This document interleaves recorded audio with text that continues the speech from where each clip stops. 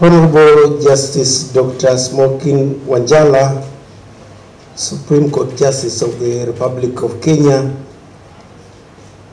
I'm always very happy when we catch up because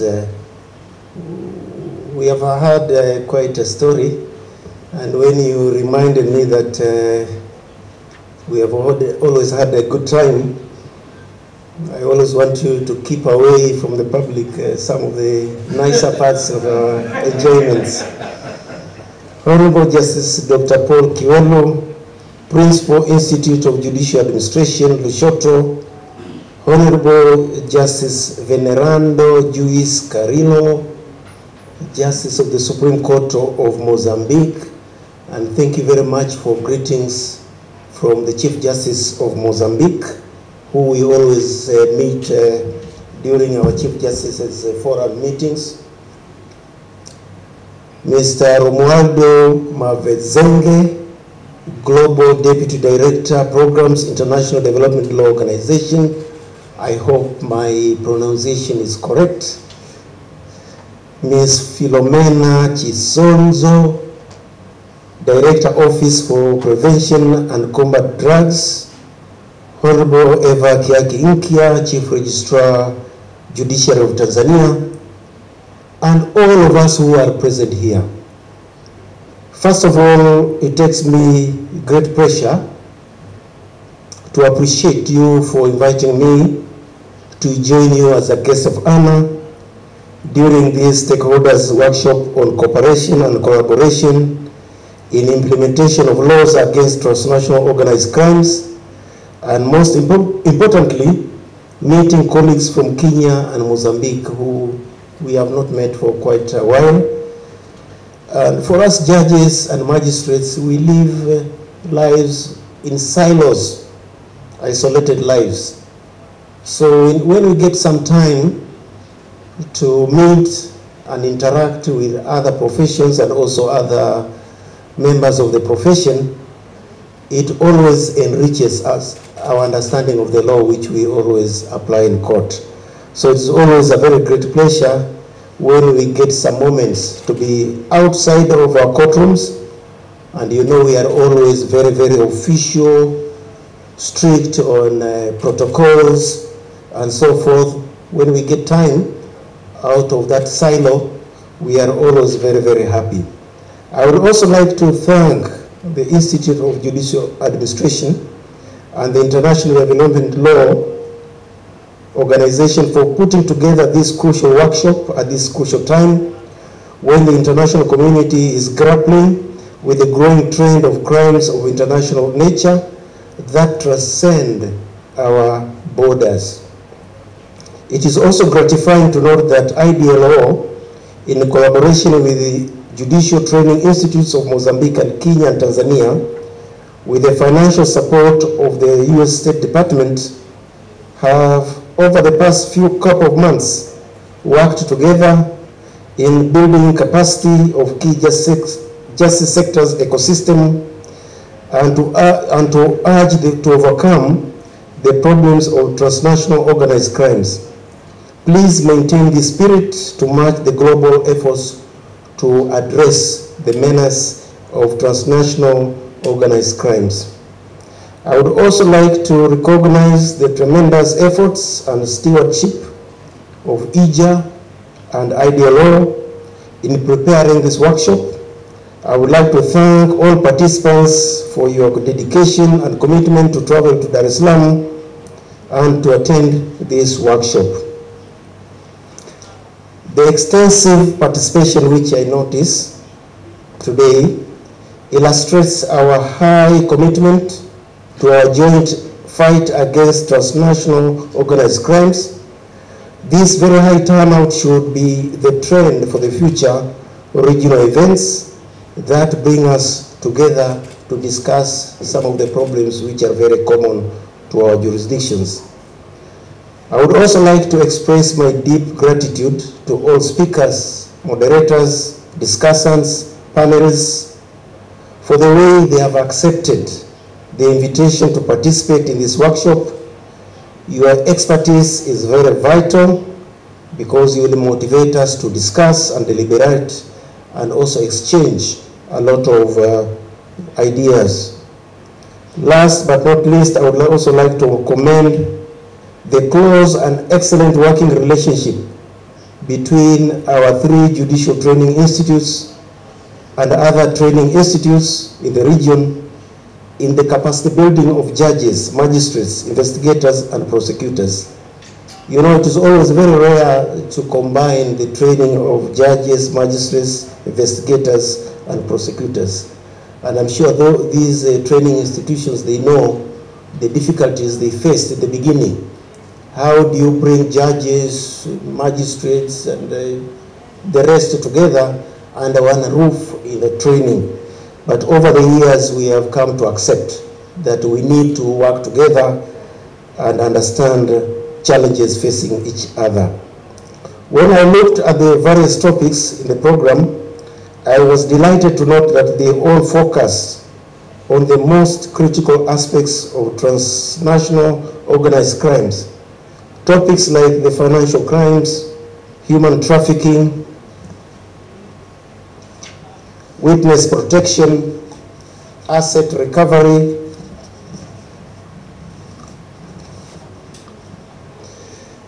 and international cooperation and collaboration are very essential to fight against transnational organized crimes. The workshop themes is also very important: cooperation and collaboration in the implementation of laws against transnational organized crimes. Is a very, very timely theme. It's very critical at this time in our development. And the words we should always take home is we need cooperation, we need collaboration, and we cannot stand alone against transnational organized crimes.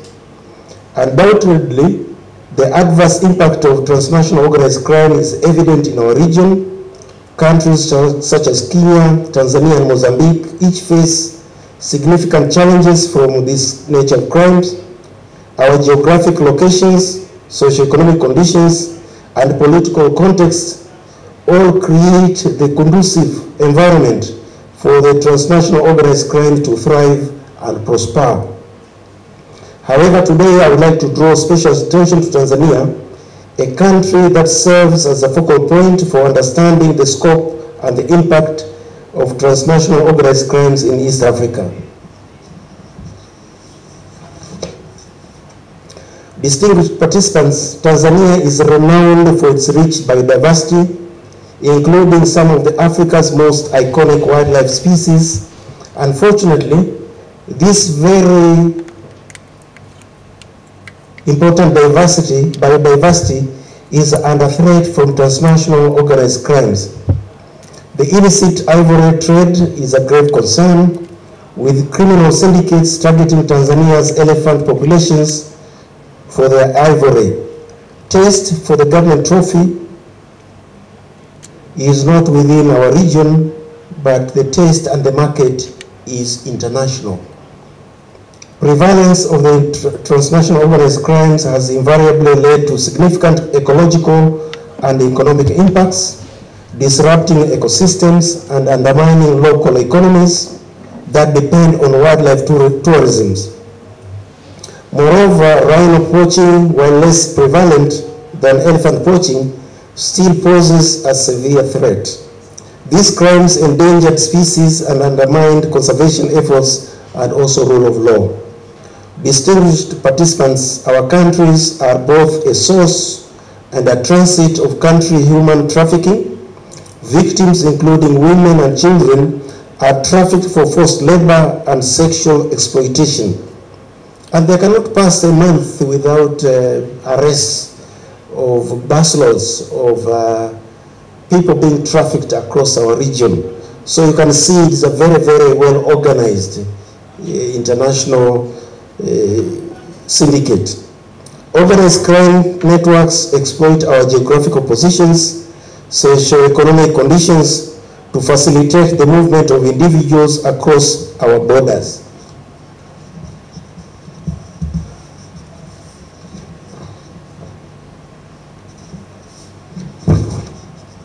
All of you We always read the annual Trafficking in Persons reports, which is issued by United States Department of State. The United States Secretary of State, in his introduction to the Trafficking in Persons report of this year, looks at two sides of digital technology, which I think some of the previous speakers have touched. On the downward side, the US Secretary of State pointed out that digital tools have amplified the reach, scale, and the speed of trafficking in persons. On the more positive side, he added, technology is also one of our most powerful tools to combat this enduring scourge. In her message in the Trafficking in Persons report of this year, the Ambassador at Large, Cindy Dyer, also underscored the importance of digital technology, and I quote her, "In our fight against human trafficking, we must constantly strive to connect and unite through innovation, including optimization of our use of digital technology. Traffickers take advantage of the ever-shifting nature of the internet to exploit others. It is imperative that we too embrace technology to counter this trend. Digital technology has given us new ways to prevent trafficking, protect victims, prosecute bad actors, and forge global partnerships to combat this crime," end of quote. I'm glad to note that later today, Honorable Justice Kasim Robert will discuss a topic on technology, the role of technology in detecting and preventing financial crimes. I'm sure we'll try and discuss the both advantages and disadvantages of technology. Drug trade is also a transnational organized crime. It represents a growing threat to the world at large, and developing countries, it is a greater threat. Our porous borders serve as a transit point for heroin originating from Asia, with the trafficking networks exploiting the extensive coastlines and porous borders.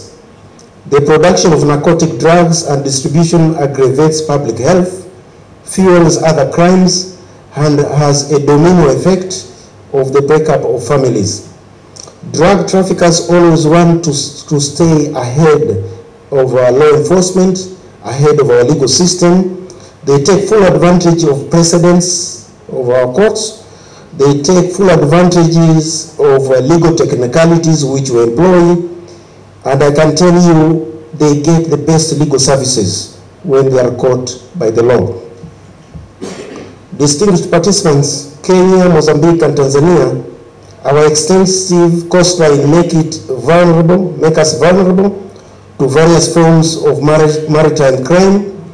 Illegal fishing by foreign vessels is also a significant concern, as it depletes marine resources and negatively impacts local fisheries.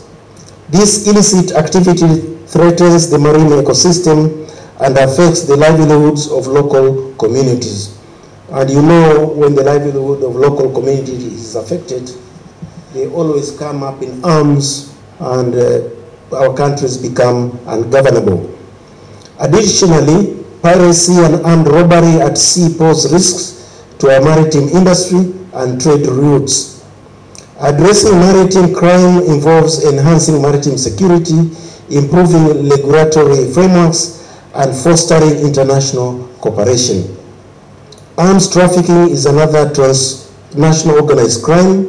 It affects our region, as they often serve as transit points for illegal arms, particularly as conflicts in the Great Lake regions drive demand for weapons.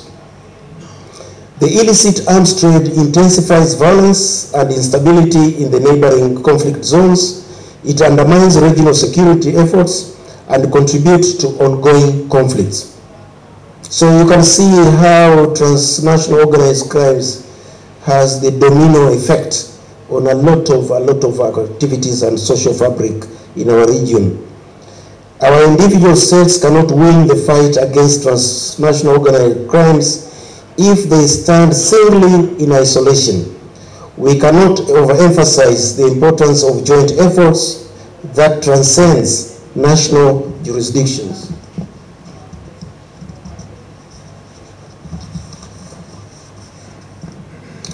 We cannot win the fight against transnational organized crime if we dig deep and hide behind our national sovereignty. Even within our national sovereignty, national crime fighting stakeholders, they cannot afford to work in silos without actively sharing information or collaborating against transnational organized crimes. Effective counteraction against transnational organized crimes requires national, regional, global cooperation and collaboration. And this silo mentality is very, very common. We work individually in silos. We don't normally, even within our national states, you could see stakeholders, they don't cooperate, they don't share information, but they share a lot of blames if anything goes wrong. I think workshops like this is supposed to break down those silos and make sure that we work together. The United Nations Office on Drugs and Crimes highlights the importance of sharing intelligence, harmonizing legal frameworks, and conducting joint operations to address complex and challenging international transnational crimes issues. Global cooperation is essential for tackling criminal networks, sophisticated and adaptive methods. Now, the research which was conducted by the United Nations Office on Drugs and Crime provides critical insights into the nature and impact of the transnational organized crimes. First, transnational organized crimes activities, they undermine the rule of law by corrupting officials, manipulating legal frameworks, and creating parallel legal criminal systems that challenge state authority. They erode legal institutions, undermine public trust in the rule of law, and they create significant consequences resulting in more and more transnational organized crimes. They create, in fact, new legal culture existing along the mainstream culture. And invariably,